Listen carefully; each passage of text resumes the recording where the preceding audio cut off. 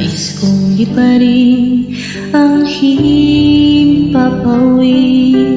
at maabot ang ulap at langit. Nais kong marating ang asul na dagat at languyin ang kanyang likid.